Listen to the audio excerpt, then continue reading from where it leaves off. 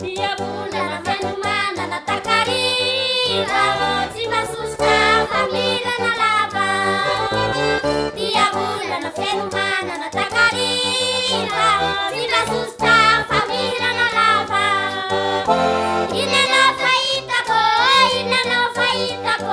tsy masuska família na lava.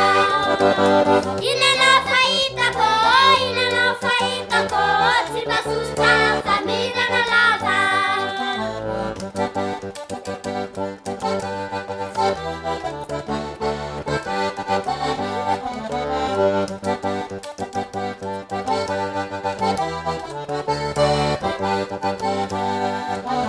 Dia bulan fenomena na takariva, tsy masuska família na